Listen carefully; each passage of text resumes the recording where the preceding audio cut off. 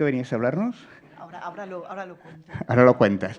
Sobre algo sobre la teología feminista, ¿no? Bueno, si le preguntásemos a Chalo, estoy presentando a mi compañera, si le preguntásemos a Chalo y le dijésemos, mira, vamos a acabar un seminario tuyo hablando también de esto de la teología feminista, ¿tú a quién traerías, ¿no? ¿A quién pensarías que podría venir? Certezas tenemos pocas en el mundo, pero yo estoy casi al 105, 106% seguro que diría Lucía. Lucía. Pues hoy tenemos a Lucía Ramón. Lucía Ramón, que participa en el Seminario Teológico de Cristianismo y Justicia, que es una gran teóloga.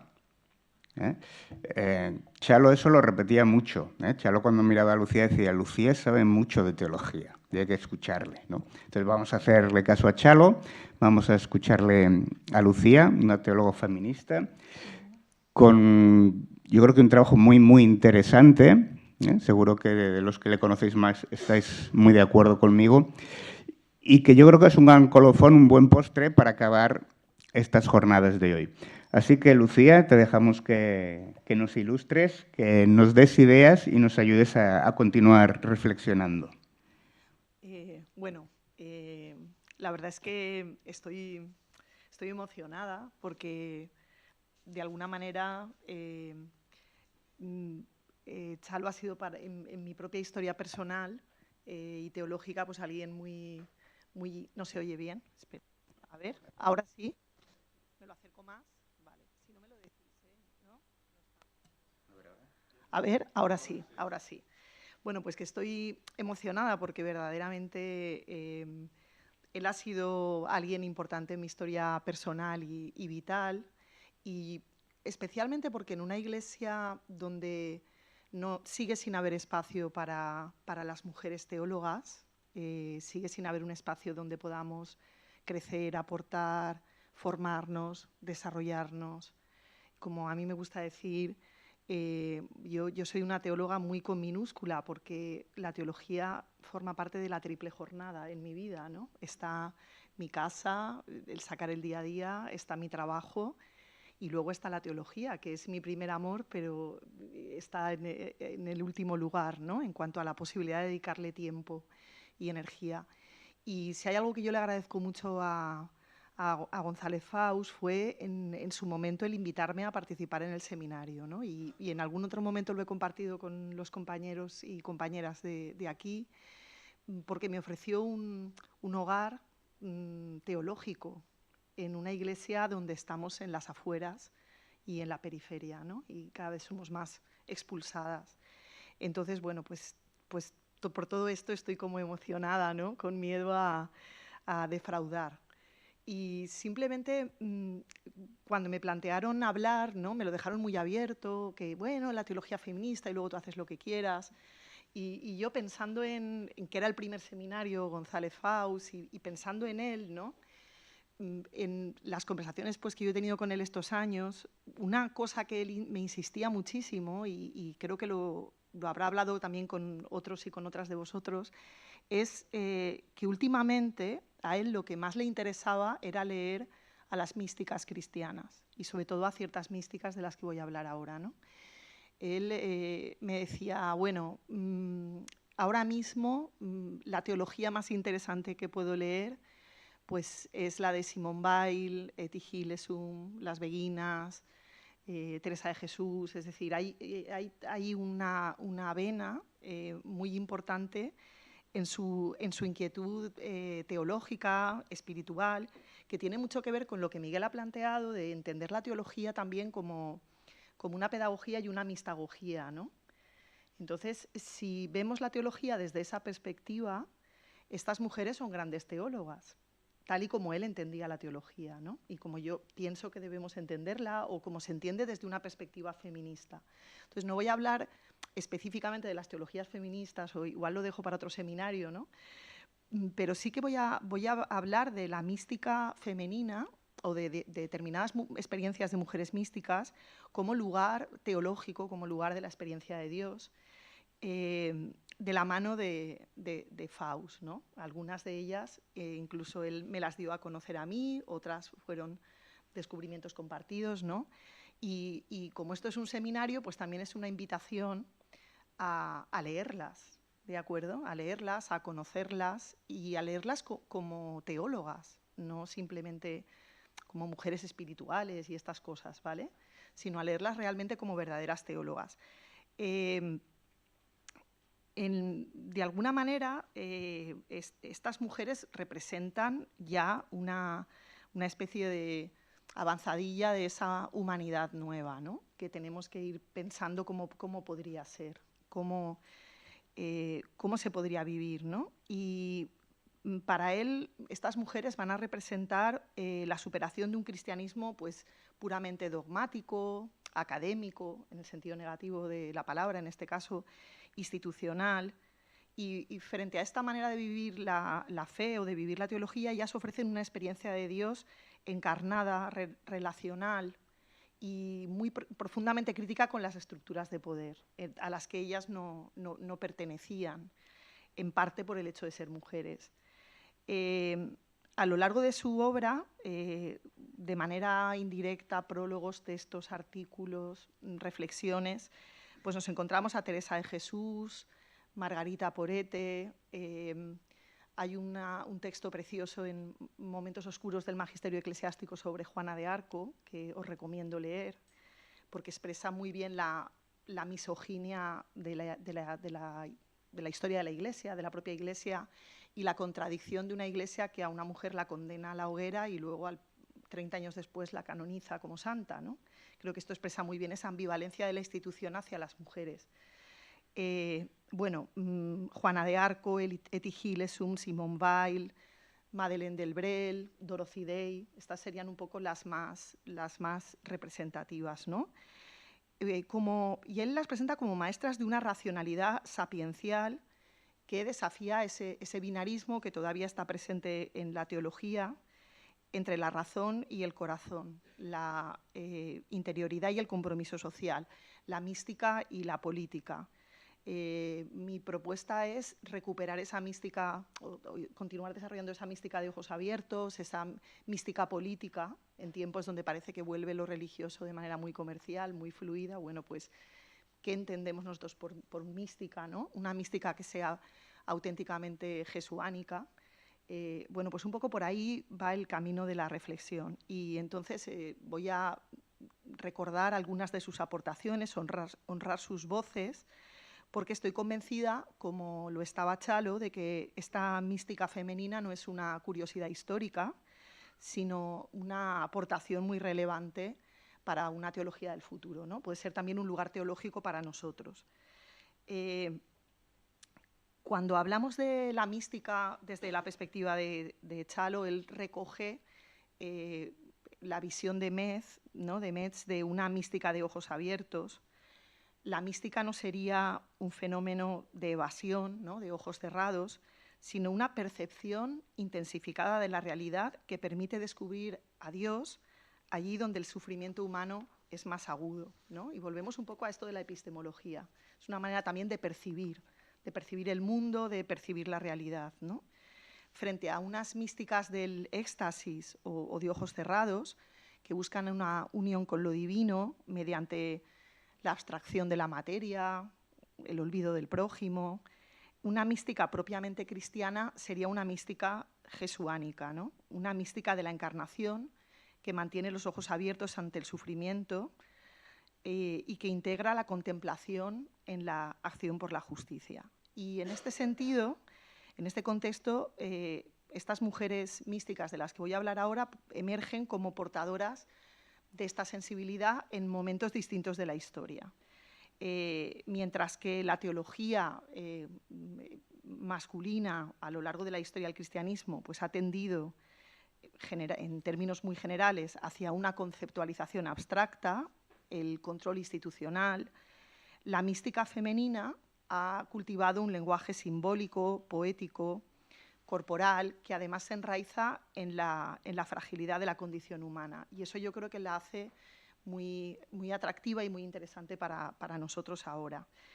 De alguna manera recupera esa raíz hebrea del rajamim, ¿no? Las entrañas, el vientre materno, ¿no? Esa característica tan entrañable y tan propia de Jesús, ¿no? Esta conexión con las entrañas, como digo, tan característica de Jesús, permitió a estas místicas desarrollar una autoridad que no provenía del poder jerárquico, sino de la, perdón, de la autenticidad de su propio encuentro con el misterio. Y voy a empezar hablando de alguna de ellas, luego Manu me irá pasando papelitos por si me paso de tiempo, porque empecé con esto y claro, se me ocurrían muchas ideas y se hacía muy largo el papel, pero cuando se termine, pues se ha terminado el tiempo y luego podemos dialogar. Voy a hablar de algunas de ellas y lanzar algunas ideas para a partir de ahí pues que podamos continuar reflexionando. La primera es Teresa de Jesús. ¿Y cómo la presenta Faust? Faust la presenta como una santa, una mujer de carne y hueso. Y a mí eso me encanta, porque no es un símbolo, no es una metáfora, sea positiva o negativa, sino que es una mujer muy concreta, llena de contradicciones, de pasiones, de emociones, con ambición de poder, con una fuerte sexualidad, al mismo tiempo muy inquieta, curiosa. Bueno, el Chalo no intenta despojarla de sus cualidades y de sus fragilidades más humanas, ni la idealiza, sino que la presenta como una mujer compleja, contradictoria, dotada de una fina ironía y de un enorme sentido común y de un gran sentido del humor. Y como ya he dicho, también de una afectividad compleja, ¿no? Y esto es algo a veces raro en la teología, ¿no? Porque siempre el acercamiento a las mujeres, y insisto en el plural, no la mujer, sino las mujeres, es un acercamiento muy simbólico, muy etéreo, muy lo femenino, la mujer. Es que la mujer no existe, existen las mujeres, ¿no? Y entonces me parece que es un acercamiento que hace Chalo cuando se acerca a las místicas que me parece muy, muy relevante, ¿no? Y de ella destaca su célebre frase, ¿no? También entre los pucheros anda el Señor. Y desde esta frase de los pucheros, pues propone releer la espiritualidad teresiana como una divinización de lo cotidiano y como una reivindicación, como una divinización del trabajo hecho con los pucheros, ¿no? Es decir, de esa labor que sirve para alimentar y para cuidar de los otros, ¿no? Y podemos leerla también como una reivindicación de los cuidados. Teresa rompe la dicotomía entre lo sagrado y lo profano, sugiriendo que el encuentro con Dios no requiere ir al cielo ni más lejos que a nosotros mismos, y a veces requiere ir directamente a la cocina.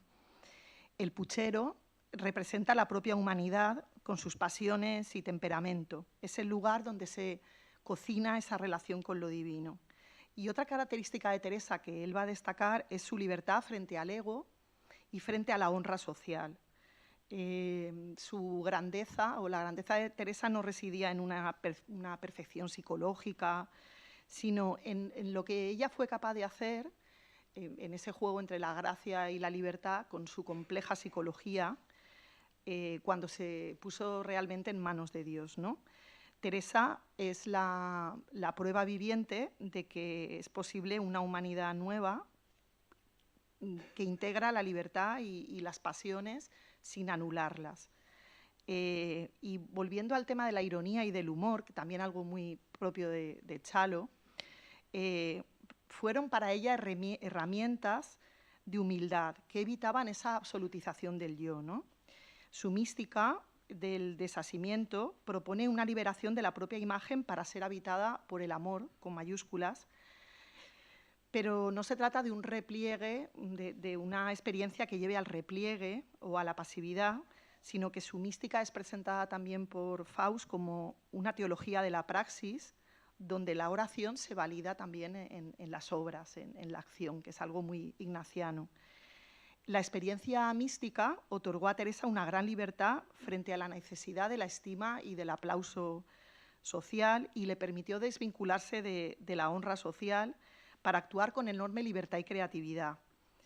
Su experiencia muestra cómo la gracia empodera a las mujeres y las impulsa a ser creativas al servicio de la vida.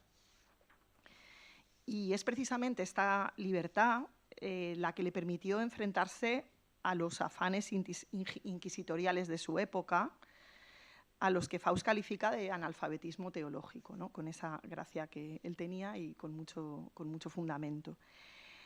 Otras figuras que él va a destacar van a ser las beguinas y, en particular, Margarita Porete. Ellas van a ser las precursoras de una iglesia más democrática y menos piramidal. Estas mujeres fueron capaces de crear un espacio de espiritualidad independiente, no sujeto a reglas monásticas estrictas y tampoco sujeto a la jerarquía masculina. Ellas mostraron que era posible hacer una teología inserta en el mundo y a partir de la simplicidad de la vida y de las devociones cotidianas. Y otra característica muy destacable es el utilizar la lengua romance para comunicar sus experiencias. Y con ello mostraron su voluntad de democratizar la teología y el saber espiritual. Margarita de Porete escribió el primer texto en francés vulgar, ¿no? Que es El espejo de las almas simples y anonadadas, y creo que esto es muy significativo y nos plantea a nosotros hasta qué punto estamos dispuestos a utilizar también otros lenguajes hoy en día, ¿no? Por otra parte, en concreto, de entre las beguinas, Margarita de Porete utiliza un concepto, que es el concepto de alma aniquilada, que Faust relee como el descentramiento de sí misma para abrirse a la alteridad infinita, que en Margarita es claramente el amor, con mayúsculas, ¿no? El término alma aniquilada representa ese despojo total del ego y de la voluntad propia para que el amor divino habite plenamente en el ser. Y esto lo que hace no es anular la libertad, sino potenciarla, con esta paradoja que supone la gracia, ¿no? Faust conecta esta visión con su propia antropología teológica, donde el ser humano solo alcanza su plenitud cuando se descentra de sí mismo para abrirse a esa alteridad infinita que potencia enormemente su libertad, ¿no? La recuperación de Porete también permite a Faust denunciar las sombras de una iglesia que históricamente ha temido ese amor salvaje que despoja al alma de sus máscaras institucionales. Y su trágica muerte quemada viva en la hoguera fue un testimonio de fidelidad a la verdad frente a un poder opresor, que en este caso era también un poder eclesiástico, ¿no?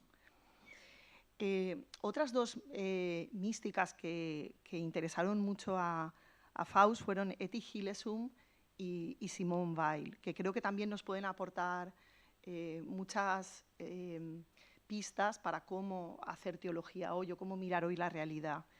Hillesum aparece en sus diarios como una joven judía que en medio del horror de Auschwitz, ¿no? Descubre que Dios habita en lo más profundo de su ser, ¿no? Es de alguna manera una luz en la oscuridad de cómo es posible en el horror más extremo experimentar el amor de Dios, ¿no? Y lo más relevante para Faust de ella, es ese concepto de un Dios que no puede evitar el mal por la fuerza, sino que necesita ser ayudado por el ser humano. Es una mística de la vulnerabilidad que le permite a Etty negarse a odiar y convertirse al mismo tiempo en bálsamo para las heridas de su pueblo, ¿no? Para Faust esto representa la culminación de una mística de ojos abiertos, ver a Dios en el corazón de la devastación y responder con una solidaridad absoluta. Y también tenemos otra figura muy destacada, que es Simone Weil, y dos elementos muy destacados: la verdad y la desgracia como suplicantes mudos y la mística de la atención. Una de las cosas que Faust destaca de Weil es la decisión que ella tomó de permanecer en la puerta de la iglesia como un acto de fidelidad a los no creyentes y a los desposeídos. Ella afirma haber sido tomada por Cristo, pero rechaza bautizarse. Y si rechazó el bautismo no fue por falta de fe, sino por una exigencia de honestidad intelectual. Quería que su fe no la separara de la humanidad que sufre fuera de las instituciones, ¿no? Y en este sentido me parece un referente muy importante para muchas mujeres que no encuentran acogida, ni abrigo, ni espacio en la Iglesia católica. Faust interpreta esta postura como la de los antiguos penitentes que se quedan en el umbral para recordar a la Iglesia su necesidad de conversión y fidelidad al Evangelio. Y voy a hablar ahora del concepto de los suplicantes mudos, ¿no? Ella dirá que la verdad y la desgracia son suplicantes mudos a los que nadie atiende o escucha. En un mundo dominado por la fuerza y el éxito, lo verdaderamente grandioso, la bondad, la belleza, no tienen poder para imponerse, sino que solo pueden esperar a ser atendidos.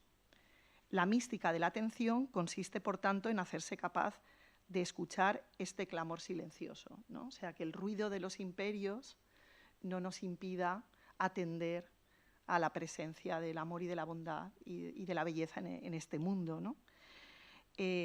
La atención es el concepto fundamental de la mística de Weil, que la autora define no como un esfuerzo de la voluntad o una tensión muscular, sino como un estado de espera, receptividad, de apertura radical.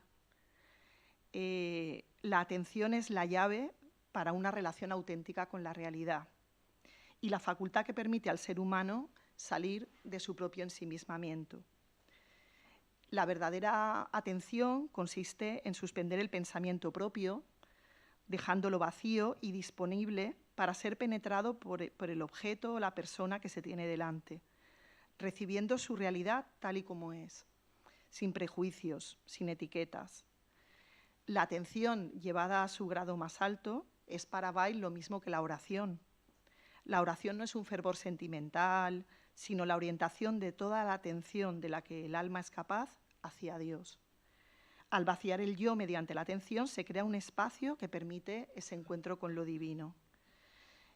Faust conectará esto con el término ese de la aniquilación de Margarita Porete, y la mística de Weil se ha descrito a veces como una mística de la descreación, ¿no? Es un proceso de despojarse del propio ego para dejar que Dios pase a través de uno hacia los demás.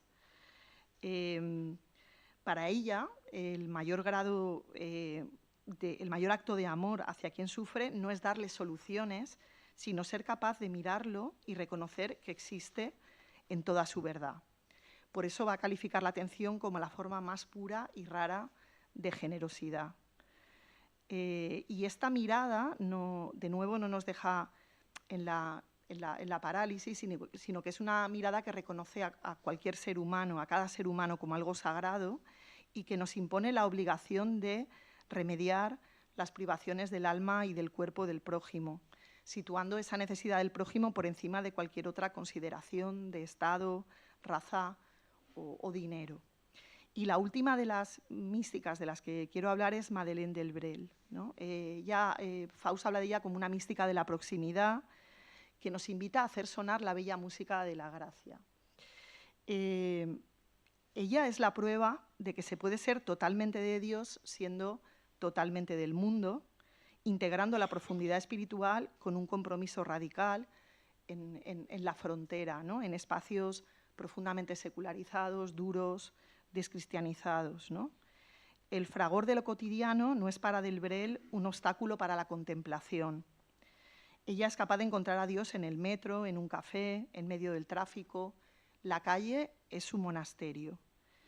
Y también cita con frecuencia Faust la preocupación de Delbrel por un cristianismo sin música, por la incapacidad de los cristianos para hacer sonar la bella música de la gracia, especialmente en entornos duros y descristianizados. Esta expresión resume uno de los núcleos centrales de su mística. El cristianismo debe manifestarse no como un cumplimiento penoso de normas, sino como una presencia alegre y liberadora en medio de la dureza del mundo. En un entorno de fatiga, prisas y trabajo alienante, la vida del cristiano debería aportar una facilidad o ligereza que provenga de la gratuidad de Dios. Si el cristiano se deja absorber por la misma amargura o el mismo materialismo que el sistema impone, su vida no suena diferente y, por tanto, no evangeliza. Para que la música suene, Del Brel y Faust proponen una mística de la proximidad, que supone aceptar la fragilidad. La música de la gracia suena cuando los cristianos y las cristianas somos capaces de abrazar nuestra propia flaqueza y la del otro, y de crear espacios que no amenazan, donde las personas puedan ser queridas como son. Y también suena cuando somos capaces de divinizar lo profano. La música no solo suena en el templo, sino en el metro, en el café, en medio del tráfico. Hacer sonar la música es, en definitiva, revelar a un Dios que no quiere una humanidad de rodillas, sino que recupera su dignidad a través del amor. Frente a un cristianismo y una teología muy teórica, sombría, normativa, ¿no? Ella propone un cristianismo capaz de irradiar la alegría de la resurrección en la polvorienta historia humana. Y... ¿Sí? Vale. ¿Qué nos aporta este recorrido? Voy a extraer alguna idea por aquí, ¿vale? Ya digo que esto está un poco todo en construcción, ¿no? Porque me hicieron la propuesta, me tiré aquí al monte y, bueno, está en construcción, pero es un seminario, ¿no? Vale. Lo primero, el lenguaje, que me parece a mí un reto. El lenguaje de las místicas, ¿no? Frente a un lenguaje teológico muy académico. A veces hemos hablado en el seminario el riesgo de que la teología se convierta en una especie de reserva, un parque jurásico, ¿no? De facultades de teología jurásicas, donde se sigue cultivando un género casi mitológico, pero incapaz de dialogar con la realidad, con nuestra propia realidad, ¿de acuerdo? Bueno, pues yo creo que esto es un reto, ¿no? Este lenguaje narrativo, poético, simbólico, relacional, profundamente erotizado que encontramos en estas mujeres, yo creo que a mí por lo menos me parece muy sugerente, me interpela. Me pregunto si estamos dispuestos y dispuestas, como las beguinas, a hablar en lengua vulgar, a democratizar la teología para que no se convierta en un reducto académico. Y yo creo que de alguna manera Chalo intentó esto mucho con su presencia en los medios, en las redes, intentar hacer vivo ese mensaje que era tan importante que no se podía quedar encerrado en la academia, ¿no? Otro aspecto es la integración de lo corporal y de lo espiritual, ¿no? El cuerpo. O sea, el cuerpo es muy importante. Y si nos planteamos el tema del cuerpo, llegamos al tema de las mujeres, porque la diferencia está en el cuerpo, ¿no? Ellas van a recurrir a metáforas sensibles, el toque, el beso, el fuego, el hambre. Solo esas metáforas son capaces de expresar cómo la experiencia de Dios abarca toda la totalidad del ser humano.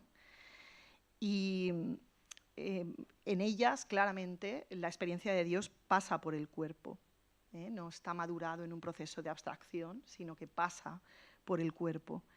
Y esto les dota de una racionalidad sapiencial que les permite hablar de un Dios inefable que bulle en nuestra vida, en nuestros cuerpos, donde la ausencia y la presencia se entrelazan de manera dinámica, ¿no? En nuestra propia existencia. Incorporar el cuerpo, y especialmente los cuerpos de las mujeres, en clave de bendición y no de tentación, o en clave de denuncia profética, ya que en los cuerpos de las mujeres es donde se reflejan físicamente todas las formas de violencia y de injusticia en nuestro mundo con más claridad, sigue siendo un reto para la teología. La experiencia y la praxis liberadora de las mujeres como lugar teológico. Esto es una reflexión que plantea la teología feminista y creo que precisamente, haciendo este recorrido, pues igual espero haberos despertado esa curiosidad, ¿no? Es cierto que la elaboración teológica ha sido muy unilateral, se ha hecho siempre desde una perspectiva, desde una experiencia. ¿por qué no incorporar la experiencia y la praxis liberada de las mujeres como lugar teológico? Las mujeres no somos seres pasivos que escuchamos, sino que somos cuerpos que sufren, que resisten, que sanan, que luchan por la libertad, y esas experiencias también forman parte de la historia de la salvación o de la acción de la gracia de Dios en el mundo, ¿no? En estas mujeres su testimonio de fe es autobiográfico y su validación es su propia vida, no la autoridad, no un principio de autoridad.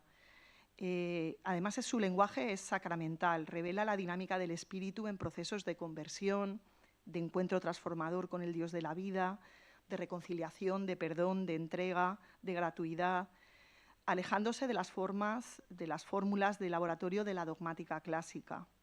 Se trata además de un lenguaje paradójico, como la vida misma, que expresa al mismo tiempo la inaccesibilidad de Dios o su cercanía, el dolor de la existencia, el abandono y el gozo de vivir y amar. Este lenguaje les permite ser profetas de su pueblo, recordando la presencia de Dios en medio de la vida y de la muerte.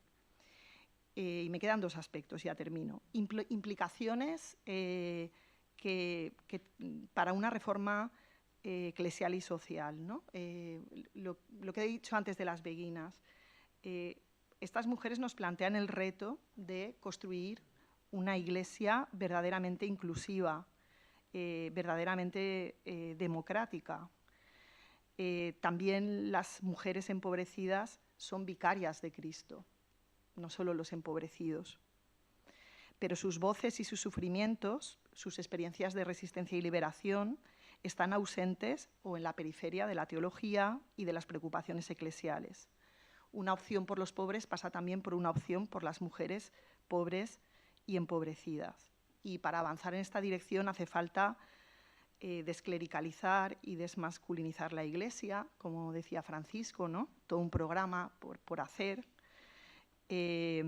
Reconocer la experiencia, incorporar y reconocer la experiencia vital y espiritual de las mujeres a lo largo de la historia y en la actualidad, porque sus historias son una memoria subversiva que nos recuerda que la misoginia eclesial y la necesidad de conversión y transformación de la Iglesia para hacerla una comunidad verdaderamente inclusiva, donde las hijas no sean postergadas, pues todavía es una tarea pendiente.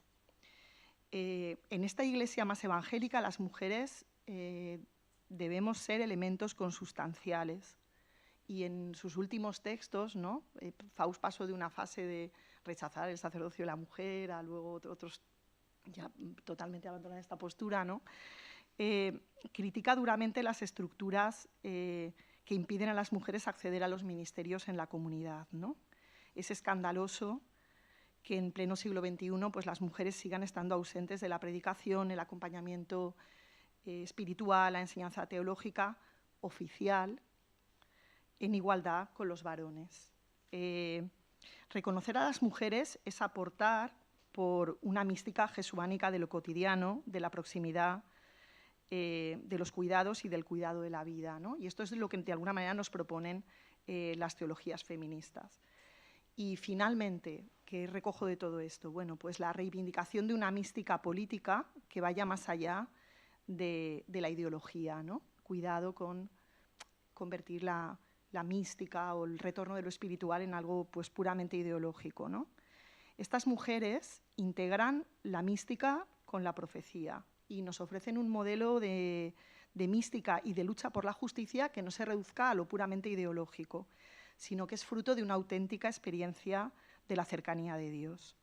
Ellas, en la línea de lo que propone el propio Faust, pues nos hablan de que la mística humaniza a Dios y diviniza lo humano, encontrando lo sagrado en los pucheros de la vida cotidiana, abraza nuestra vulnerabilidad y la vulnerabilidad de un Dios que necesita de nosotros para hacerse presente en este mundo, integra el cuerpo, el símbolo, lo relacional, reivindica la libertad de espíritu y la libertad de conciencia frente a cualquier estructura, ya sea eclesial o política, mantiene los ojos abiertos ante el horror del mundo, convirtiendo la oración en una mística de la compasión, y presta atención a la verdad, la belleza y el bien presentes ya en el mundo, siendo capaces de hacer sonar la bella música del Evangelio en cualquier lugar, porque toda la tierra y toda vida es sagrada. Pues, muchas gracias.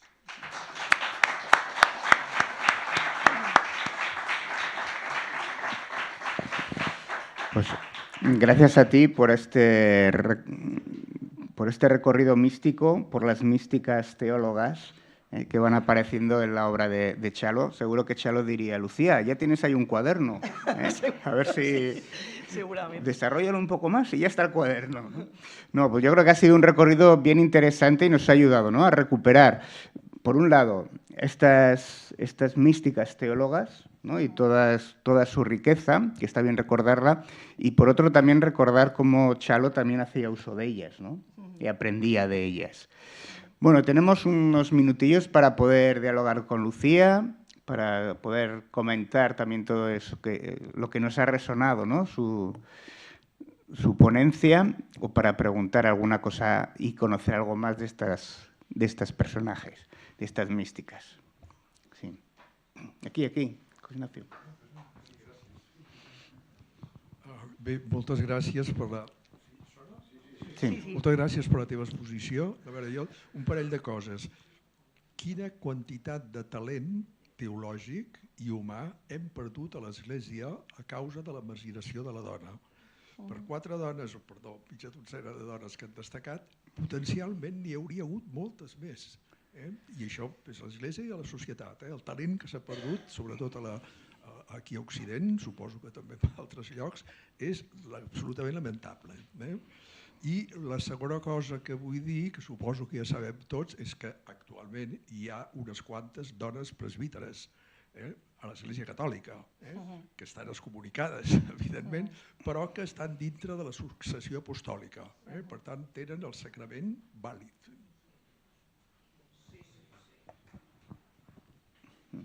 Sí.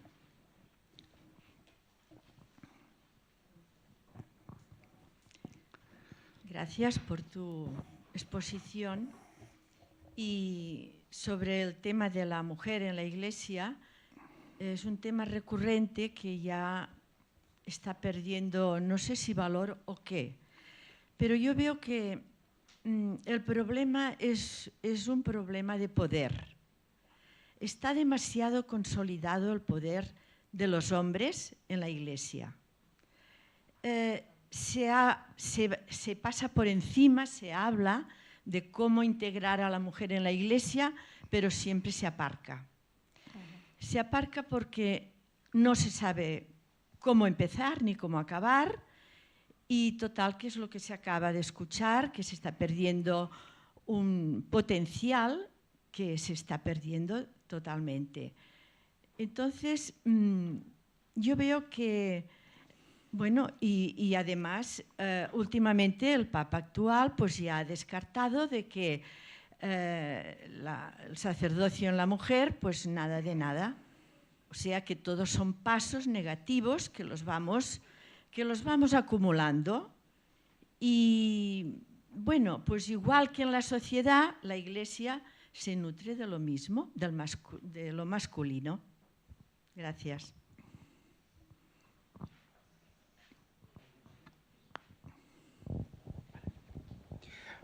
Sí, buenos días.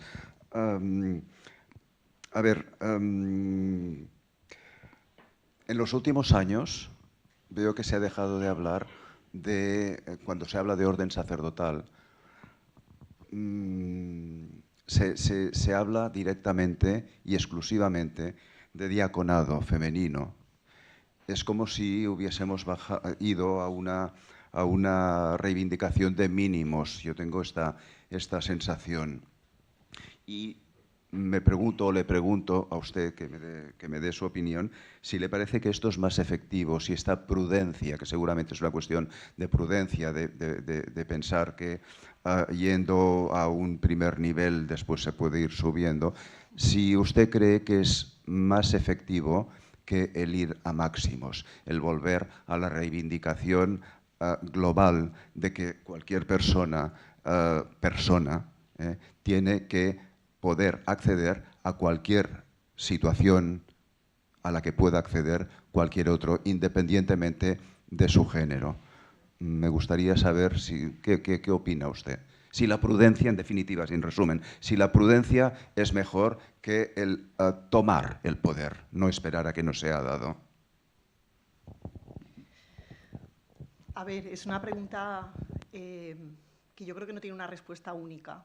Creo que depende mucho del lugar donde cada uno esté, ¿no? Voy a poner un ejemplo de un grupo de mujeres, que algunas de ellas son mayores y han fallecido, pero bueno, de mujeres fantásticas, mallorquinas, del colectivo Creyents y Feministes, que hace ya muchos años, el día del seminario, iban siempre a la catedral con unas estolas moradas, y cuando pasaban la cestita de la colecta, tiraban un papelito que ponía, que reivindicaba, ¿no? Decía, no, nosotras también queremos ser sacerdotes, o algo así, ¿no? ¿De acuerdo? Y el obispo las llamó, ¿no? Y Magdalena, que ya ha muerto y que era fantástica, el obispo le decía, es que ustedes no pueden hacer esto, tienen que ser más prudentes. Y ellas le decían, usted sea prudente, pero nosotras tenemos que ser proféticas. ¿De acuerdo? Entonces, entiendo que lo de hablar sobre el diaconado tiene que ver con el sínodo y todo lo que se habló en el sínodo, los documentos últimos, ¿vale? Es probable que en ese territorio sí que sea interesante usar esa estrategia. Por eso no me atrevo a hacer una afirmación general. Si me preguntas a mí desde una perspectiva de la teología feminista, y yo creo que de muchos católicos ya deberíamos hacer una enmienda a la totalidad. Es decir, el problema de la negación del sacerdocio femenino ya no es el hecho de la propia negación y lo que eso implica, que no solo es perder el talento femenino, sino que también es invisibilizar el talento femenino, ¿vale? Y eso destruye también, porque también las mujeres necesitamos reconocimiento. Entonces, ese talento se está usando. Lo que pasa es que no es visible. No se visibiliza, no se reconoce, es un talento sin papeles, por así decir, ¿de acuerdo? Pero volviendo a lo que yo estaba diciendo, para mí el problema más grave del sacerdocio, porque claro, el acceso al sacerdocio, si es en la misma concepción del sacerdocio que estamos hablando ahora, o de los jóvenes sacerdotes, pues yo casi que prefiero que no, ¿de acuerdo? No lo veo nada claro. Pero para mí, ya como teóloga, el problema principal es las razones por las que se argumenta que una mujer no puede ser sacerdote, que en síntesis es la siguiente razón, que una mujer no puede actuar in persona Christi. Esto para mí es un problema muy serio, teológicamente, porque es un problema además antropológico, es decir, por cómo que yo no puedo representar a Cristo y un varón sí. ¿Es que soy menos humana? ¿Soy menos humanidad? Pues la respuesta es que sí, en ese esquema teológico. Yo no veo otra respuesta posible. Y ese es el esquema teológico que mientras no se revise y se cambie totalmente la perspectiva, no vamos a ninguna parte. Pero vamos, que pienso que hay que seguir reivindicando. O sea, hay que hacer una reflexión, no pedir el sacerdocio solo, sino preguntar por qué se nos niega el sacerdocio. Y ahí es donde vamos a poner en aprietos a los que defienden esta posición, porque es que no hay manera de argumentar esto. ¿De acuerdo? Yo recuerdo que Chalo al principio, y termino ya, no me enrollo, cuando yo lo conocí todavía escribía esto de no, es que las mujeres no deberían ser sacerdotes porque entonces si son sacerdotes se contaminarán, ¿no?, del poder. Y yo le decía, vale, si eres coherente con tu afirmación, mañana renuncia al sacerdocio. O sea, deja tú de ser sacerdote y de ser jesuita. Y claro, y aún así me invitó al seminario, o sea que... claro, la pregunta es esta, ¿no? Es decir, el por qué. Porque detrás, esto es como la punta de un iceberg mucho más profundo yo he hablado de misoginia, y eso es lo que hay que revisar. Y una misoginia que es de hombres y mujeres, porque las mujeres sostenemos la Iglesia, ¿vale? Que es auto-odio muchas veces, de muchas mujeres. Entonces, todo este complejo es el que yo creo que hay que reflexionar y al mismo tiempo plantear por qué no. Gràcies. Sí, Lucía. Bueno, jo crec que ara al final estaves com tocant una mica aquest aspecte, no? Però jo crec que pel González Faus el feminisme li va costar i no sé si va arribar com a un diàleg fructífer, no? Jo recordo algunes trifulques que tenia ella amb la Sònia Herrera, perquè crec que és bo, en la mesura que recordem la seva figura, que recordem les seves llums, però també les seves àrees de millora, no? I en aquest sentit, no sé quins diàlegs vas tenir amb ell, o què creus que convé replantejar de la seva teologia per assegurar que el feminisme i altres moviments contemporanis que ell els començava a valorar, però a vegades no massa. O sigui, com fem dialogar la seva teologia amb aspectes contemporanis que per nosaltres són essencials, no? Bueno, si vols entrar-hi una mica. No, a ver, yo es una pregunta que me hago, ¿no? Yo quizá destacaría de él, antes hablábamos de Bailey y la atención, ¿no? Esa capacidad de atención respecto a este tema, a pesar de que es un tema que a él le irritaba. O sea, él no abrazó, diríamos, esta causa, así por llamarlo de alguna manera. Ahí tenemos a Javier Vitoria, por ejemplo, en la sala, que hace unos años, cuando escribió un cuaderno precioso sobre los retos de cristianismo y justicia en el futuro, uno de los primeros retos que él puso era esta cuestión, ¿no? Lo digo por poner un ejemplo de otras personas que sí, ¿no? De teólogos que se han hecho feministas también. El Chalo tenía una relación muy ambivalente, ¿vale? Yo lo atribuyo un poco también a la edad. Él le preocupaba mucho que estas reivindicaciones quitaran del foco el escándalo de la pobreza de que ha salido hoy, es decir, la pobreza bestial, masiva. Entonces él lo vivía como que fueran cosas contradictorias, como que si eso lo poníamos en el foco oscurecíamos otras cuestiones, ¿no? Yo creo así lo hemos comentado a veces en el seminario con él, que él estaba, no, creo que es justamente al contrario, es decir, si nos metemos a fondo en el tema de la pobreza, y de alguna manera lo he planteado, la mayoría de las pobres son mujeres, es decir, ¿cómo podemos hablar de los pobres y no hablar de las mujeres pobres o no hablar de las vicarias de Cristo? O sea, ¿y por qué nos suena raro vicarias de Cristo? ¿Por qué no está ese lenguaje no es habitual entre nosotros, ¿no? Yo creo que él ese paso no lo dio porque le preocupaba especialmente este tema. Veo por ahí otra gente que lo conoce muy bien, mejor incluso que yo, que está sintiendo. Creo que a él le preocupaba ahí y bueno, pero todos vamos poniendo nuestro granito de arena, ¿no? Él ha puesto muchos y tenemos que seguir estirando del hilo. Yo antes comentaba con algún compañero de ayer del seminario la categoría de pecado estructural, ¿no? En la Iglesia, cómo habría que aplicarla al tema de las mujeres, ¿no?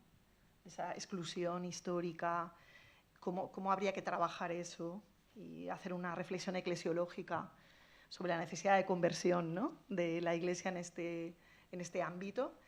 Creo que eso es un trabajo que a él pues no era su prioridad, así por así decirlo, en ese momento, ¿no? No le parecía tan prioritario, no, aunque pudiera estar atento, sintonizar, pero no sé. Si alguien quiere decir algo más de la sala. Sí, si me permites, Víctor, yo estoy de acuerdo con lo que has dicho, no era su prioridad y no era su tema, pero como cosa positiva sí que nos decía, mirar a Lucía, ¿no? Es decir, sí que habría esperanzas en el sentido de decir, yo este tema ni lo conozco ni lo trabajo, que eso también era muy de Chalo, lo que no lo sé, me callo, no es lo mío, no lo acabo de ver, pero Lucía tiene intuiciones y vamos a escucharle, ¿no? Víctor. Sí, gracias. Bueno, yo soy protestante y en la iglesia protestante sí que hay ministerio ordenado para mujeres, ¿no? Tenemos pastoras y tenemos las iglesias, tradiciones que tienen obispos, hay obispas también. Aunque claro, no entendemos igual el sacerdocio que en el mundo católico, pero bueno. Lo que pasa es que eso no modifica la cuestión, lo que has dicho, Lucía, es cierto, es decir, esto es como el iceberg, que es la parte superficial, pero lo que hay de fondo es mucho más más grande, más complejo. Y ahí yo agradeciéndote la exposición, que me ha gustado mucho, creo que allí yo he echado en falta un elemento que viene de la teología feminista y que es fundamental, que es la crítica del patriarcado, del orden patriarcal, en el que cae todo. Es decir, el cristianismo y todos los textos y todas las tradiciones en un orden que es patriarcal. Y orden patriarcal quiere decir un orden donde hay una violencia estructural, y esa violencia estructural supone como víctima fundamental a la mujer ante el hombre. Y esto supone, en el caso de la teología diría, un trabajo muy fuerte sobre precisamente la cuestión antropológica, ¿no? Es decir, un cuestionamiento, una revisión precisamente de cómo entendemos al ser humano, mujeres y hombres, donde este orden patriarcal no es una cuestión de que si nos gusta cambiar dejamos de ser patriarcales ya porque nos lo han dicho y nos apetece. Esta idea que dice la derecha que es una moda woke y estas cosas, no, esto no es cierto. El orden patriarcal no funciona así, funciona como un mandato que nos atraviesa a todos, donde ese mandato quiere decir que para que existamos hemos de ser masculinos, ser hombres, y eso supone un mandato de violencia. Un mandato de violencia es también un mandato de violación. Y un mandato de violación es un mandato de violación sobre unos cuerpos. Y esos cuerpos, históricamente y habitualmente, son los cuerpos de las mujeres. Ahora, claro, ¿esto qué implica para la teología, ¿no? Y yo tengo la impresión que el testigo que te quiere pasar Chalo es ese. Hay que rehacer el trabajo de la antropología teológica, ¿no?, desde el feminismo, y que diría que no hay otra forma de hacerlo. En ese sentido no me parece que sea como una opción. La teología feminista es una línea que te puede interesar. No, es decir, es una cuestión fundamental si es que se quiere hacer una teología evangélica o bíblica, ¿no?, que no sea patriarcal, vamos. Muchas gracias. Allí estaba una palabra también. Sí. Jo tan sols voldria preguntar, com a teòlogues, veiem que estan sortint aquestes pastores, bisbes, per exemple, penso en la de Washington i altres, Canterbury, etc., que estan sortint. Vosaltres, com a teòlogues, quin paper creieu que estan aportant a aquesta visió del món? A ver, yo creo que es muy positivo porque es normalizar, es decir, a veces los cambios, es cierto que el cambio es mucho más profundo, ese orden patriarcal, quiriarcal, en que nos atraviesa a todos, ¿no?, que es justamente lo que hay que revisar. No se cambia simplemente poniendo mujeres obispas, pero sí que es verdad que a veces hay pasos prácticos que si no se dan es imposible cambiar lo anterior, es decir, mientras las mujeres están totalmente en los márgenes es imposible hacer esa transformación, ¿no? Y yo creo que es algo muy positivo, porque es una interpelación y es también un cuestionamiento, especialmente para las mujeres católicas, porque antes hemos visto que la lógica imperial lo que hace es mostrar como natural algo que es histórico, que es cultural, que es una construcción interesada. Y claro, yo recuerdo mi propia experiencia como mujer cuando empecé en el ámbito de ecumenismo, en la Asamblea de Graz en el año 91, en la Asamblea Ecuménica Europea, cuando vi a tantas mujeres predicando, yo misma me cuestioné. Dije, bueno, esto yo nunca me lo he planteado. He estudiado teología, me gusta la teología, pero me preguntaban, ¿y tú por qué no eres pastora, no? Y yo decía, uy, porque me quiero casar, ¿y qué tiene eso que ver? Claro, con esa ingenuidad, ¿no? Entonces yo creo que esos pasos que se están dando ya de hace tiempo en otras iglesias, pues son muy saludables como interpelación, ¿no? Y como un camino de transformación en el que yo creo que estamos y que va a llegar, pero bueno, probablemente hay que hacer rodar muchas piedrecitas de estas para que de verdad caiga la estatua, ¿no? Ese cristianismo imperial, quiriarcal, y tengamos otra dinámica distinta. Pero sí, creo que és molt important. Jo donant suport, acollint totalment, estant plenament d'acord amb tots aquests principis que són realment el fonament d'aquest camí d'inclusió, també vull posar una pinzellada cap a un element que és el tema pastoralista. Quan ens adonem que en els nostres poblets de muntanya i de tot arreu no hi ha ni possibilitat que el capellà potser hi va una vegada a l'any o 2 vegades, què esperen a incloure, des de donar passos significatius d'inclusió total de la dona, dels capellans casats?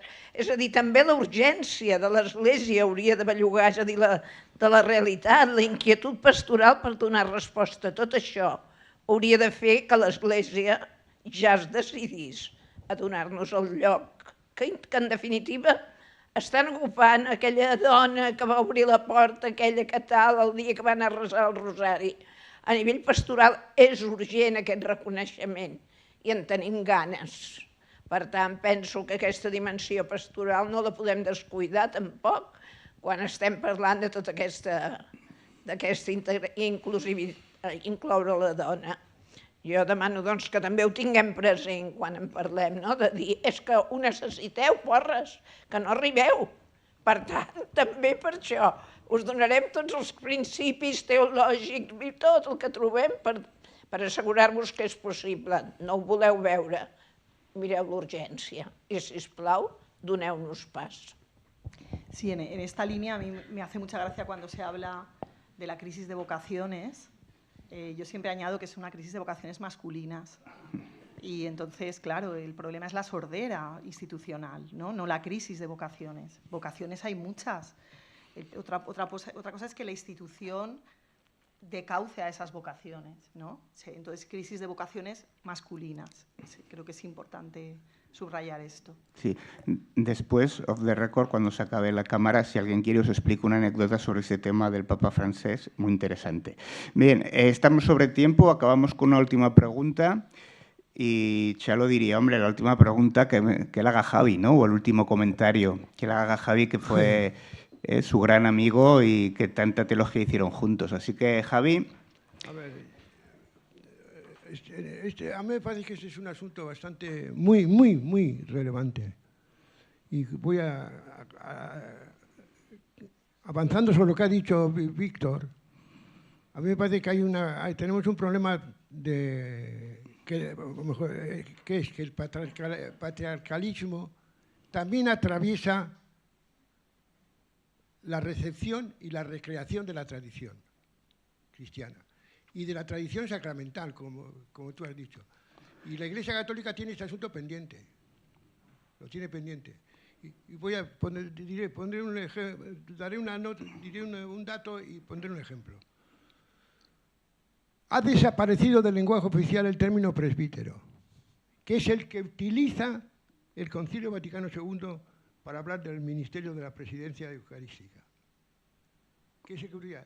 Y ha habido una estrategia del Vaticano para hacer desaparecer la categoría presbítero y utilizar solo la categoría de sacerdote o sacerdotal. Bueno, esto es el dato. Yo hace años que escribí una cosa sobre este asunto en Iglesia Viva. Y ahora diré una cosa más personal.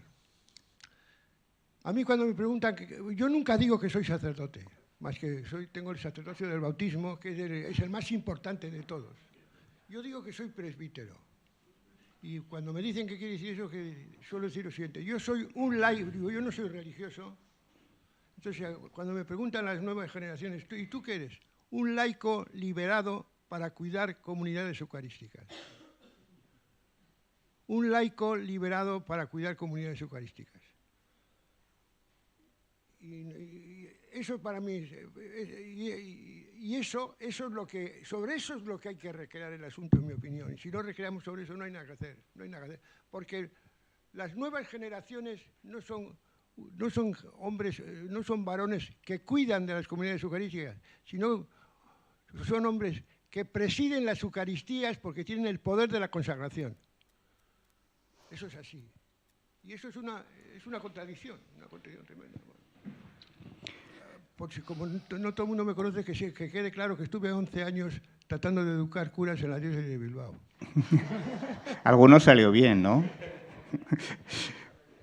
Bueno, no sé si quieres decir una última palabra. Si no, lo dejaríamos aquí. Muchas gracias a todos por participar. Os convocaremos de aquí a 2 años para el siguiente seminario González Faust, que intentaremos que sea tan interesante como este, aunque es difícil, porque el nivel ha sido muy bueno. Pues muchas gracias a todos y a continuar leyendo al Chalo y a seguir su teología.